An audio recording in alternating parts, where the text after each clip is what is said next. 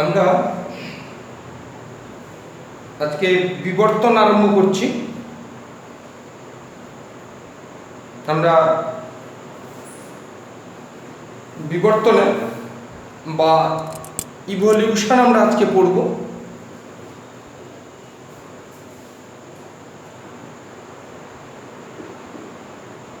আমাদের চ্যাপ্টারটা আছে বিবর্তন, অভিব্যক্তি বা এবং হচ্ছে অভিযোজন। আমরা অভিযোজন পরে পড়ব।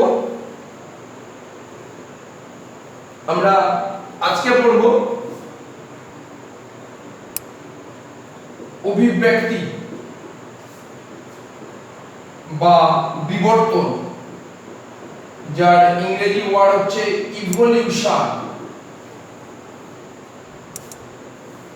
এই যে ইভলিউশন, এই কথাটার উৎপত্তি কোথা থেকে হয়েছে? উৎপত্তি হয়েছে ইভল ভেরি থেকে, যার অর্থ হচ্ছে ক্রমবিকাশ। ক্রমবিকাশ মানে কোন জটিল থেকে সরলের উৎপত্তি। এই জটিল থেকে সরলের উৎপত্তিকে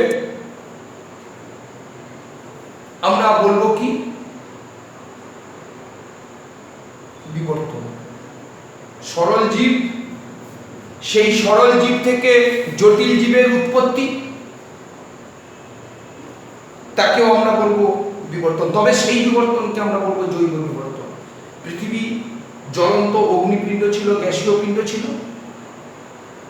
সেই জ্বলন্ত গ্যাসীয় অগ্নিপিণ্ড, তার আজকে এই অবস্থা, তার মানে ক্রমাগত বিবর্তন। সর্বদা কি হচ্ছে না? বিবর্তন হচ্ছে। এই বিবর্তনের ফলে জীবের উৎপত্তি হয়েছে। আমরা যদি মানুষের কথা বলি, মানুষ স্তন্যপায়ী প্রাণী, তার উৎপত্তি হয়েছে এপস নামক স্তন্যপায়ী থেকে। এপস স্তন্যপায়ী এবং মানুষের সঙ্গে অনেক অনেক সাদৃশ্য, অনেক অনেক বৈশিষ্ট্যের মিল আছে, সাদৃশ্য আছে, কিছু বৈসাদৃশ্য আছে, তা ঠিক, কিন্তু তারা ছিল সরলতম জীব। সেই সরলতম জীব থেকে কি হলো না, জটিল জীবের কি হলো? উৎপত্তি। এই হচ্ছে বিবর্তন। তবে কি না, প্রক্রিয়াটা অবশ্যই হবে মন্থর এবং গতিশীল, আকস্মিক কিন্তু নয়, হঠাৎ পরিবর্তন নয়। কিন্তু হঠাৎ পরিবর্তনকে আমরা বলে এসেছি মিউটেশন, পরিব্যক্তি। হুগো দাভিস যার প্রবক্তা। আর এখানে আমরা যেটা বলবো সেটা হচ্ছে মন্থর, কিন্তু ডাইনামিক, গতিশীল। হচ্ছে বন্ধ হয়ে যাবে, আবার দুদিন হবে, আবার রেস্ট নেবে বন্ধ করে, আবার হবে, আবার রেস্ট নেবে, তা কিন্তু নয়। এটা কিন্তু গতিশীল পর্যায়, এটা কিন্তু ডাইনামিক পর্যায়। এই ডাইনামিক পর্যায়ে চলতেই থাকবে, চলতেই থাকবে। এই হচ্ছে কি না ইভলিউশন। এই যে ইভলিউশন, এই ইভলিউশন কথাটির প্রবক্তাকে না, এর প্রবক্তা হচ্ছেন বিজ্ঞানী হার্বার্ট স্পেন্সার। হার্বার্ট স্পেন্সার একজন বিজ্ঞানী, তিনি সর্বপ্রথম ইভলিউশন কথাটি প্রবর্তন করেছিলেন। তাহলে ইভলিউশন কি? আমরা এখানে যে ইভলিউশনের কথা বলবো, সেই ইভলিউশন হচ্ছে কিন্তু জৈব বিবর্তন, অর্গানিক ইভলিউশন। তার মানে আমরা এখানে যে বিবর্তনের কথা বলবো সেটা হচ্ছে জৈব বিবর্তন, জৈব অভিব্যক্তি, বা একে আমরা কি বলবো? Organic evolution.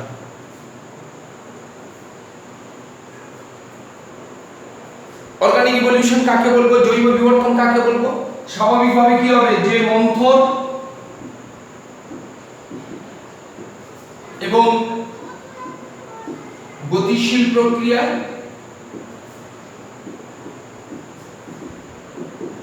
সরল উদ্বংশীয় বা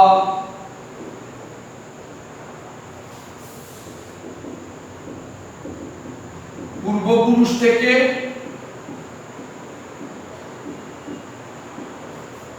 জটিল জীবের উৎপত্তি ঘটে তাকে জৈব বিবর্তন বলে। মন্থর হবে, আমি বলে এসেছি যে আকস্মিক হঠাৎ পরিবর্তন নয়। আকস্মিক হঠাৎ পরিবর্তন হলে তাকে আমরা কি বলবো? মিউটেশন, পরিব্যক্তি। অবশ্যই ডাইনামিক, আজকে হবে 3 দিন রেস্ট নেবে, আবার 7 দিন হবে, আবার 2 দিন রেস্ট নেবে, তা নয়, ডাইনামিক। উদ্বংশীয় জীব মানে যেখান থেকে অ্যানসেস্টর, যেখান থেকে উৎপত্তি হয় জীবের পূর্বপুরুষ, সেখান থেকে কি হবে না জটিল জীবের উৎপত্তি ঘটবে, তখন আমরা তাকে বলবো কি?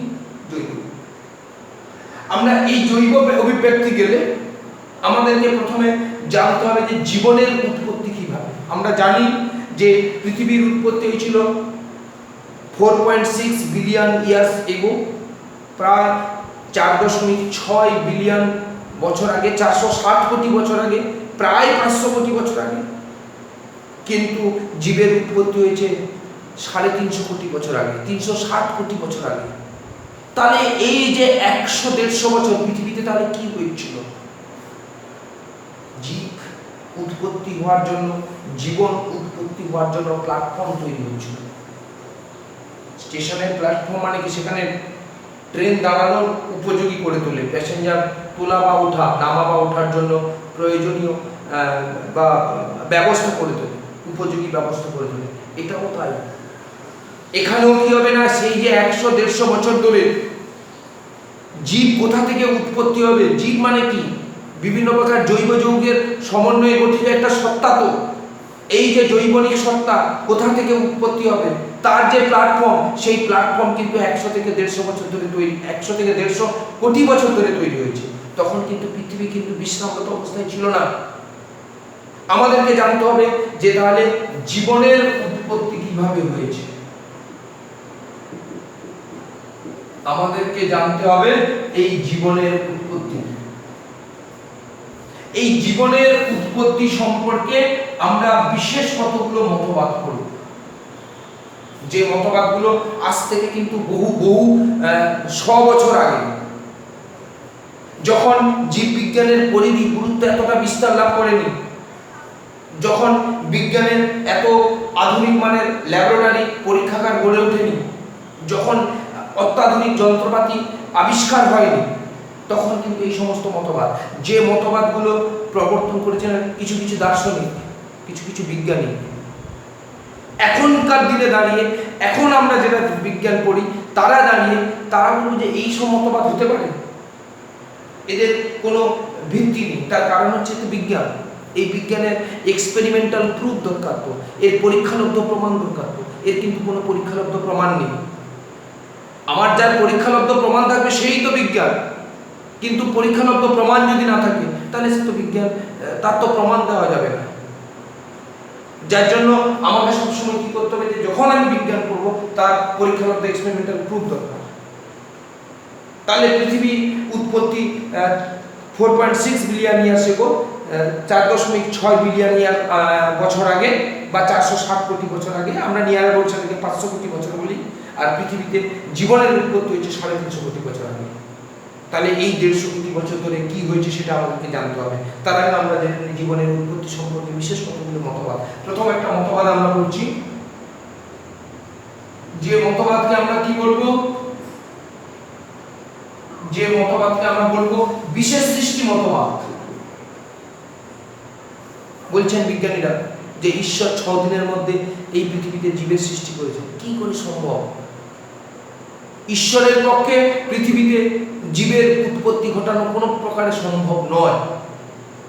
এখনকার দিনে আমরা দাঁড়িয়ে বলছি, তখন বিজ্ঞানী মহলে তিনি বলে গেছেন যে ঈশ্বর পৃথিবীতে জীবনের সৃষ্টি করেছে, কিন্তু তা নয়। কিন্তু এটা কিন্তু বিজ্ঞানী মহলে গ্রহণযোগ্যতা পায়নি, এটা কিন্তু রিজেক্টেড, এটা কিন্তু বাতিল হয়েছে। পরবর্তীকালে একটা মতবাদ আমরা দিলাম, সেই মতবাদটাকে বলা হচ্ছে কি গ্রহান্তর মতবাদ। না বিজ্ঞানীরা বলছেন যে অন্য গ্রহে জীবের উৎপত্তি হয়েছে, সেই জীব ওই গ্রহ থেকে উল্কাপিণ্ড হিসেবে পৃথিবীতে ছিটকে পড়ে সেখান থেকে জীবের উৎপত্তি হয়েছে। তাও কি করে হয়? সেও কিন্তু সম্ভব নয়। 3 নম্বর, স্বতঃস্ফূর্ত মতবাদ। স্বতঃস্ফূর্ত মতবাদ কি না বিজ্ঞানীরা বলছেন যে পচনশীল জৈব বস্তু থেকে জীবের উৎপত্তি হবে।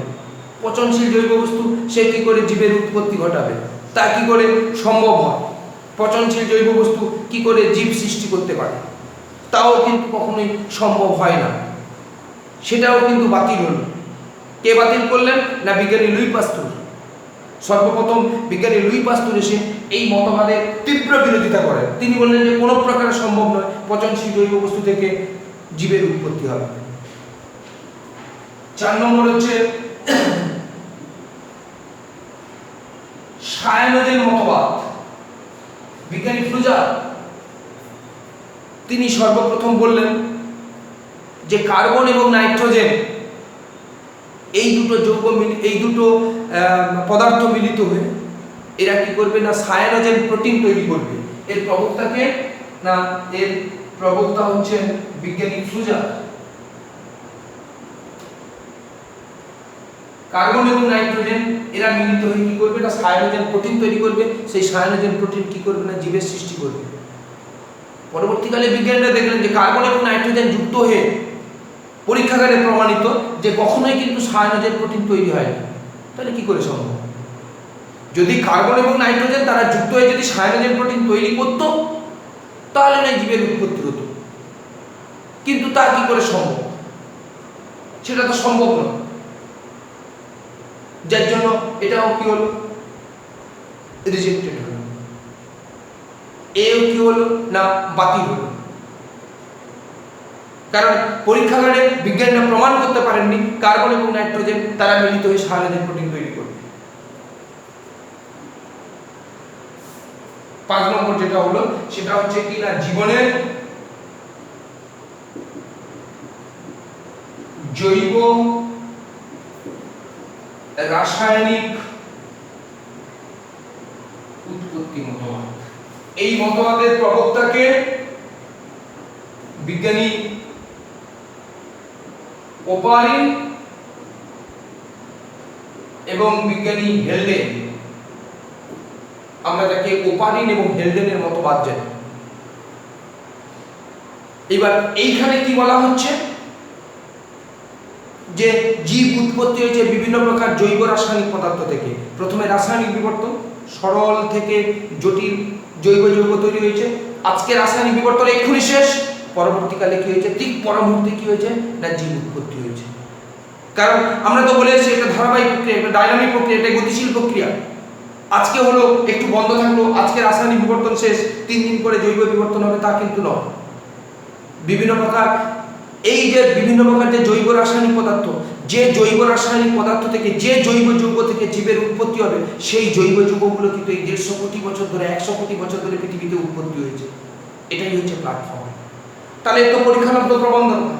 পরবর্তীকালে বিজ্ঞানী মিলার এবং উরে দুজন বিজ্ঞানী এরা কিন্তু পরীক্ষাগারে ইনারা যা বলে গেছেন, এই ওপারিন এবং হেলডেন এই দুজন বিজ্ঞানী এরা যা বলে গেছেন সেই তত্ত্বগুলোকে পরীক্ষাগারে পরীক্ষার মাধ্যমে প্রমাণ করেছেন যে হ্যাঁ বিজ্ঞানী ওপারিন এবং হেলডেন যে সমস্ত মতবাদগুলো দিয়েছিলেন সেই সমস্ত মতবাদগুলো হচ্ছে সর্বৈব সত্য।